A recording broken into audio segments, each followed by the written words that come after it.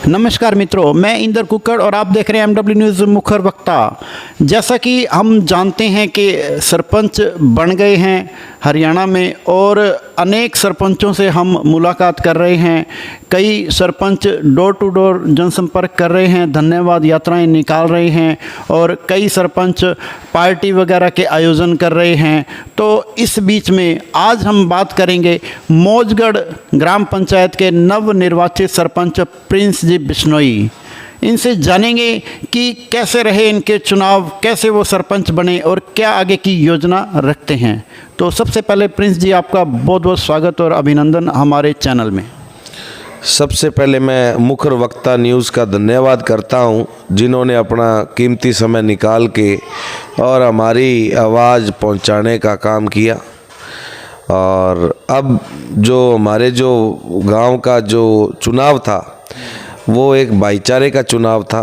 36 बरादरी ने बड़ा सहयोग से, हर तरफ से उन्होंने सहयोग दिया और 447 वोटों से मेरे को विजयी प्राप्त कराई।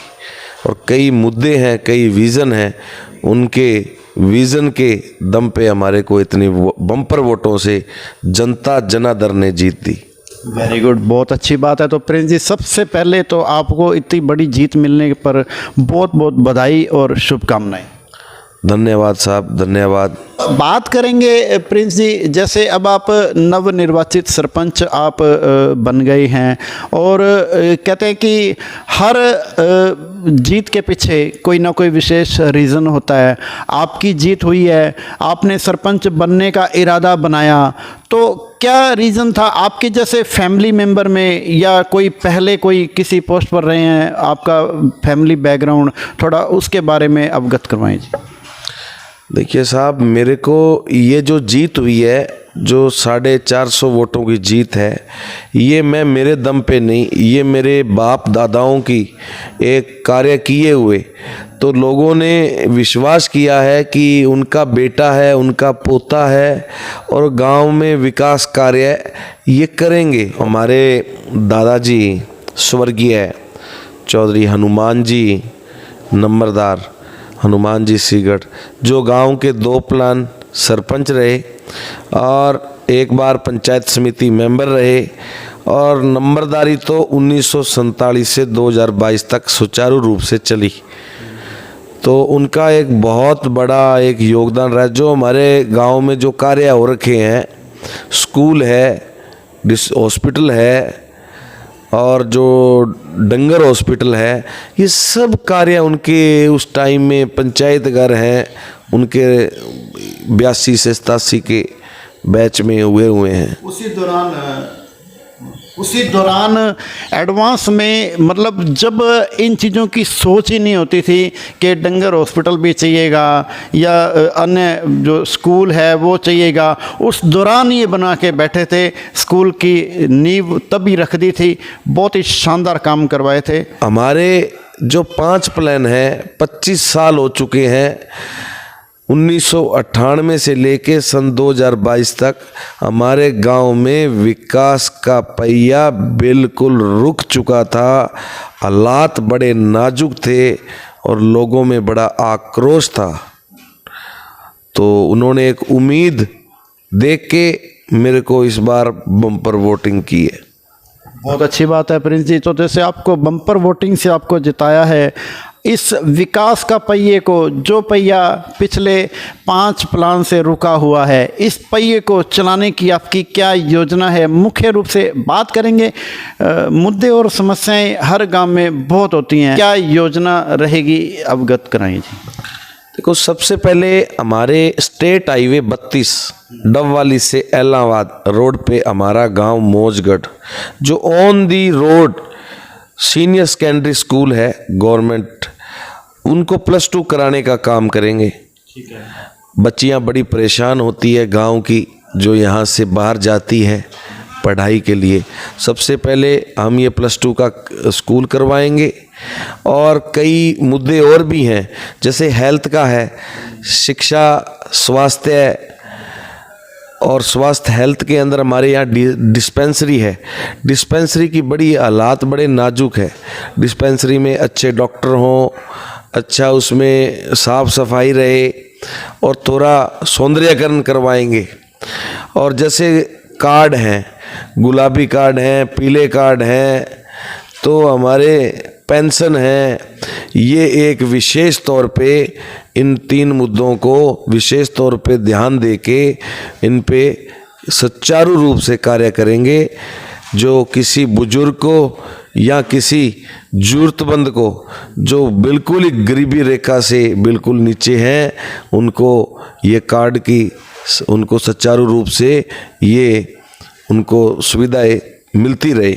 और सीसीटी कैमरे हैं, गांव की चौपाल है, गांव के चारों कोनों में जो गांव के एंट्रेंस हैं और हमारे बीच में जैसे मंदिर हैं या खेल स्टेडियम है, तो हम जो सार्वजनिक जगह है, स्थान है, वहाँ पे हम सीसीटी कैमरे लगाने के काम करेंगे।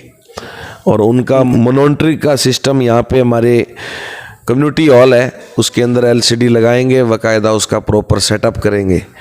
और ढाणियों एक खेल स्टेडियम है, हमारे खेल स्टेडियम तो बहुत बड़ा है, 7 एकड़ के अंदर बना हुआ है, लेकिन आज खंडर हुआ है।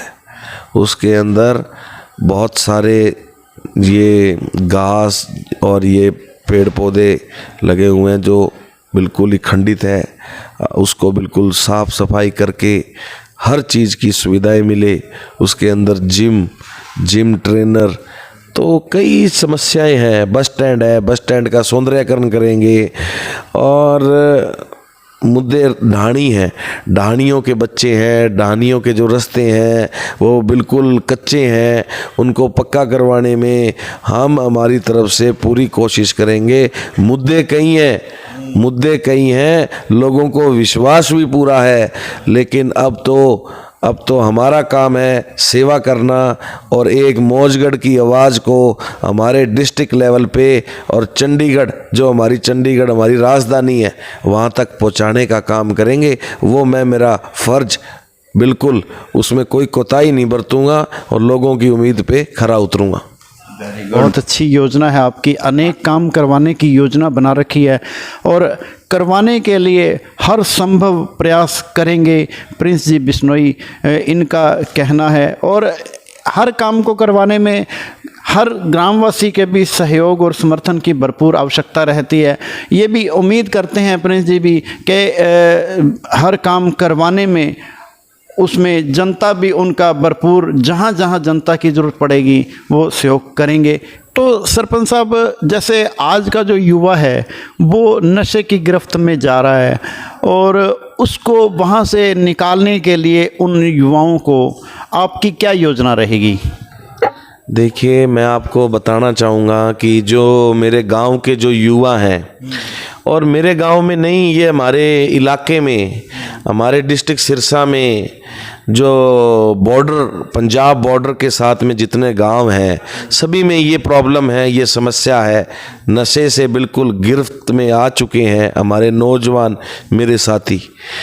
अब उनको भटके हुए रास्ते से वापस लाइन पे लाएंगे, उसके लिए हमने विशेष तौर पे एक हमारे जो एसएमओ साहब बैठते हैं डवाली और सीएमओ सिरसा है, तो इन दोनों से हम बातचीत करके एक विशेष तौर पे गांव में एक कैंप लगवाएंगे और उन बच्चों के लिए कोई अच्छी एक सुविधा है, उनके लिए फल फ्रूट, कोई उनको एक ट्रेनर दे के, जैसे खेल के रास्ते पे उनको लेके जाएंगे और ये गिरफ्त में आए हुए बच्चे जो रास्ता भटक गए हैं उनको वापस हम उस लाइन पे लेके आएंगे। और वो लाने में मेरे गांव का 36 बरादरी का मेरे को सहयोग चाहिए। वो सहयोग मिलेगा तो मैं हर कार्य को संभव कर पाऊंगा और उसको हासिल कर पाऊंगा। और एक मेरा विशेष मुद्दा ये है कि हमारे गांव में यहाँ पे पीर खाना है, वहाँ पे देवी देवताओं का वास है और वहाँ पे बड़ी समस्या, गंभीर समस्या है कि उसके 4 दीवारी नहीं है। 4 दीवारी ना होने के कारण वहाँ पे बड़ी एक पशु, आवारा पशु और हर तरफ की समस्या है।